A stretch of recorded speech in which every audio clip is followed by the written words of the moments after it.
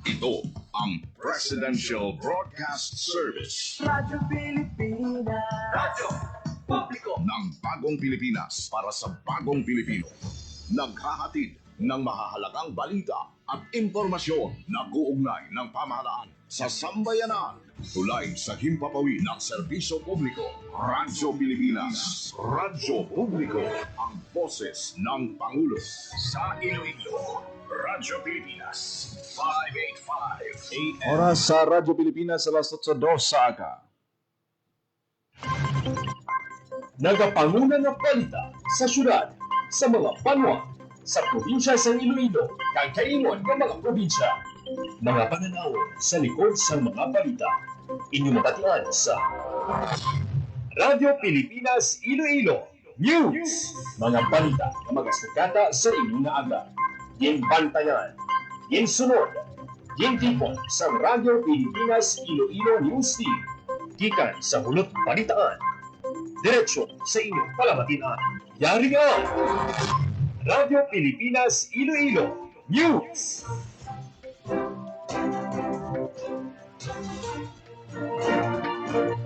Ayong aga Pilipinas, good morning Western Visayas, welcome sa Radyo Pilipinas News.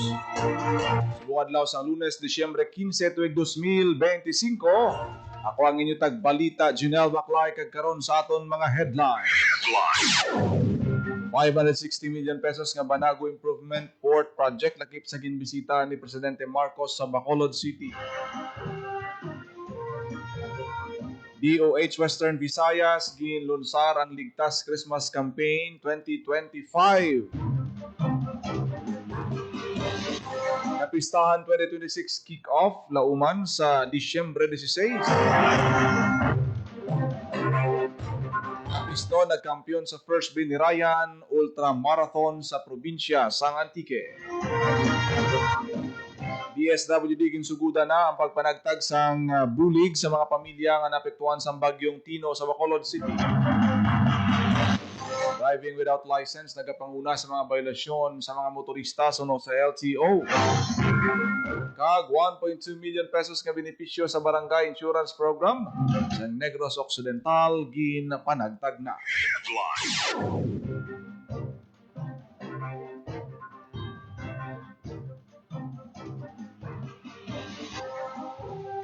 Oras sa Radyo Pilipinas, alas 8:05 sa aga kagkaroon sa detalye sa aton mga balita lokal. Radyo Pilipinas News. Personal ginspeksyon ni Presidente Ferdinand R. Marcos Jr. ang 560 million pesos nga redevelop Banago Port sa Bacolod City. Una niya ginpangunahan ang unveiling sang bag-ong Port Operation Building sa Banago Port antes ginspeksyon ang rooftop kag old passenger building sang Banago Port. Kaupo dyan sa inspeksyon, sanday Philippine Ports Authority General Manager J. Santiago, DOTR Secretary Giovanni Lopez, Department of Public Works and Highways Secretary Vince Dizon, kag iban pa nga opisyal. Ang Banago Port Improvement Project, isa sa pinakamalapad kag pinakadako nga port development project sa Philippine Ports Authority sa bugos nga pungsod. Suno sa Presidente, ang bago kag moderno nga Banago Port magaserving nga standard design sa mga puerto sa iban nga parte sa pungsod. Agud mapasiguro nga mataway kag masulay ang pagbiyahe sa mga pasahero. Lakip sa mga features sini ang moderno nga passenger terminal sarang maka-accommodate sa masobra 5 kagatos ka pasahero. Samtang sa ikaduha nga panalga naman makita ng opisina sa Port Management Office sa Negros Occidental, Bacolod kag Banago Breadco. Radyo Pilipinas. Radyo Pilipinas News. Personal man naging bisitahan ni Presidente Marcos ang Mambulo Creek sa Bacolod City nga ginapaydalom sa dredging activity kabahin sa mga programa sang Oplan kontra baha sa syudad. Upod sa Presidente, ang pinakamang opisyal sang lokal nga panguluhan sang Bacolod, Sunday Congressman Albi Benitez kag DPWH Secretary Vince Dizon. Oktubre sini nga tuig sang ginumpisahan ang clearing operation sa siyam ka mga creek kag suba sa syudad agud pasiguro nga mangin matalunsay ang ilig sang tubig labi na kun may baha. Lakip sa ginapaydanom sa clearing operation among Banago, Bandalagan River, Mambulo Creek, Maupay River, Lupit River, Magsungkay River, Tangob, Pahanukoy kag Sumag Creek. Magluwas sa dredging activity, prioridad nga programa ang pagpatuman sa efficient waste management clearing operations ang illegal structures kag pagpasiguro nga konektado ang tanan nga drainage kag sewage treatment plants sa syudad sang Bacolod. Radyo Pilipinas. Radyo Pilipinas News. Sa iban pang balita, nangin madinalago ng ginhiwat nga ASEAN Senior Economic Officials Meeting Retreat sa Boracay, Aklan. Ang unang meeting nga ginorganize ang pungsod sa idalom sang 2026 ASEAN Chairship. Ang aktibidad ginpangunahan sang DTI, Bureau of International Trade Relations. Paagi sa kay CIOM Chairperson Marie-Sherlyn Akia, nagintambungan sa tanang ASEAN member states nga nagpakita sa mabasgo nga suporta kag kumpiyansa sa liderato sang Pilipinas. Nangin importante naman nga plataporma ang duha ka adlaw nga retreat para balikan ang mga nanging desisyon sa mga nagliligad nga high-level meeting sa ASEAN kag preparahan man nagapanguna nga direksyon sa madason nga tuig. Mas nangin makabuluhan naman ang diskusyon bukod sa 2026 una ginpatuman ng ASEAN Community Vision 2040 ang ASEAN Economic Community Strategic Plan 2026-2030.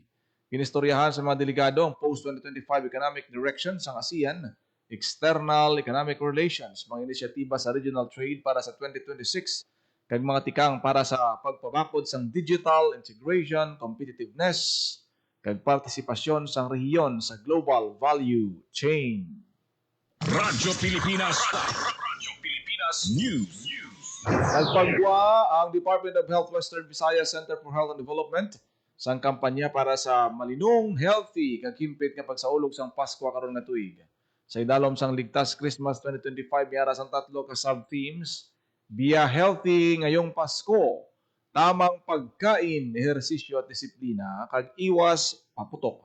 Subong holiday season sa diin wala tuo ang mga okasyon nagpanumdum ang DOH nga unahon ang ikaayong lawas pinagi sa pagkaon sang husto, pag-ehersisyo, ang pag-agom sang husto nga tulog kada adlaw para malikawan ang diabetes, hypertension, kag sobra nga katambukon, ukon, obesity.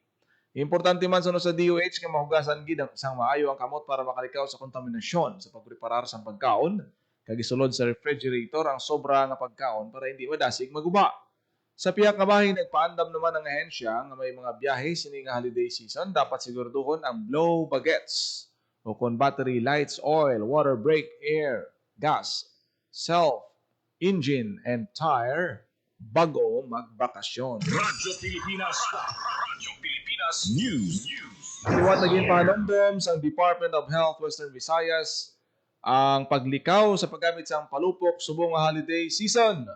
Apang kung may palupok gid man, abiso sang regional office nga magamit lang sa mga otorisado nga mga palupok kasubong sang baby rocket, bawang, small triangulo, pulling of strings, labintador, Judas belt, quitis, sparklers. Ginisa-isa man sa DOH sa mga ginadilian nga mga palupok.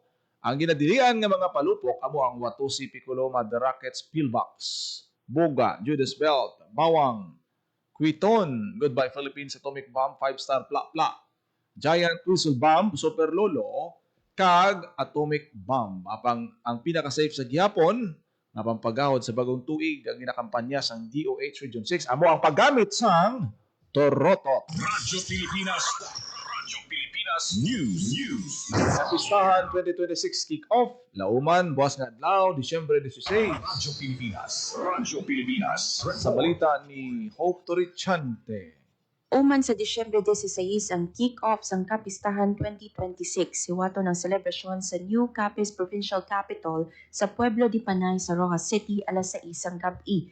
Lakip sa lauman ang projection mapping showcase sa fasad sang bago nga Kapitolyo. Sa programa, magapasundayag ang mga homegrown kag award-winning artists ang Capiz para sa isa ka maragtas cultural show. Ang Kolehiyo de la Purisima Concepcion Coral, Capiz State University Main Choral, CPC Sarayawan Dance Company, FCU Silak Dance Company, Kapsu Main Dance Troupe, Dagway Sigmahanon Incorporated, Commissioner Luis R. Asis National High School, Cuerdas de Panay Rondalia, si Maybel Villan, kag si Arnel Jeremias. May araman sang Maragtas Street Food Market, sini Maragtas a projection mapping showcase, live band entertainment featuring Little Story kag Crayons Band Iloilo. kag hinampang Kapisnon Traditional Games. Naibaluan nga ang kapistahan selebrasyon sang founding anniversary sang civil government sa probinsya sang Capiz. Sa Damlaglang, ginkilala ini bilang Best Cultural Festival Grand Winner sa 2025 Ato Pearl Awards. Para sa Bagong Pilipinas, Hope Trichante, Radyo Pilipinas, Radyo Publiko. Radyo Pilipinas. Radyo Pilipinas News.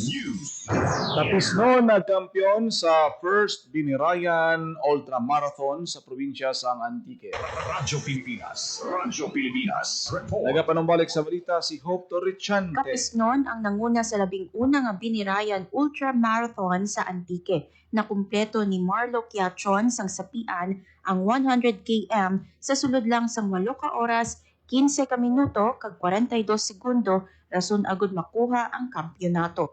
First runner-up naman si Neil John Lacerdo sang Patnongon Antique, samtang si Jose Ligarde sang Napas Iloilo City ang second runner-up. Ang mga tagdaog na kabaton sang 25,000 pesos sa kampyon, 15,000 pesos sa first runner-up, kag 10,000 pesos sa second runner-up. Para sa Bagong Pilipinas, Hope Trichante, Radyo Pilipinas, Radyo Publiko. Radyo Pilipinas. Radyo Pilipinas News. Nagapati si First District Representative Janet Garin nga mabatyagan man ang problema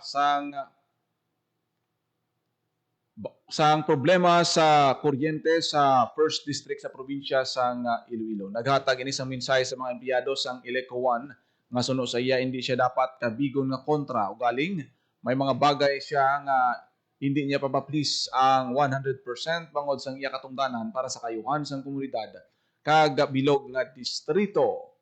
Ginsiling ni Congressman o Congresswoman Garin na pwede maistoryahan ang natuhoy sa pagpalangkat o kung pagdumalas ng Ileco 1 para hindi madihado ang mga konsumidor. Ang problema lang bangod nga hindi ginapanugutan ang duha o kung 3 ka tawo nga magmanipulate sa desisyon sang Ileco 1. Bangod wala ini sang padulungan. Matandaan nga ginaaprobahan ni Congressman Garin ang natalana expansion sang more power sa First District. Radyo Pilipinas. Radyo Pilipinas News.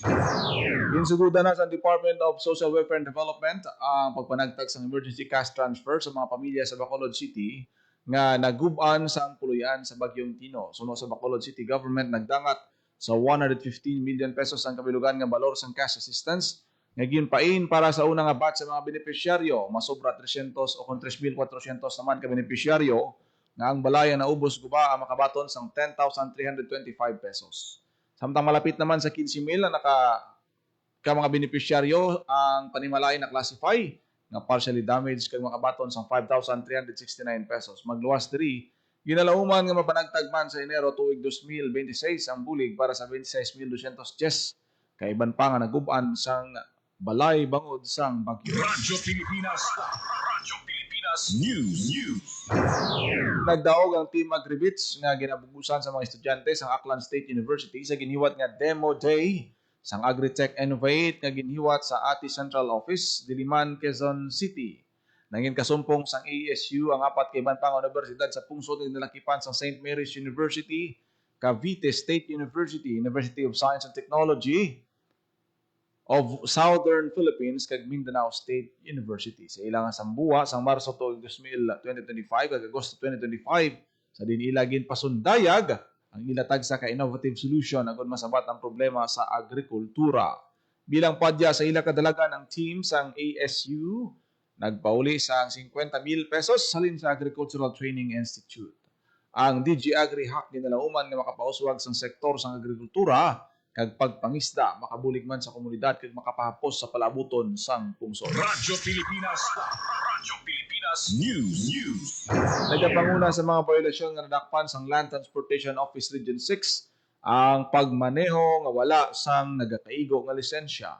Sa datos sang LTO Western Visayas, may 21,946 ang mga naglapas sa Republic Act 4136 sa Western Visayas halin sa bulan sa Enero tubtob Nobyembre karon nga tuig nga nalakipan sang pag-operate sang unregistered salakyan, illegal parking, reckless driving kag hindi paggamit sang plaka sang drive kag sticker.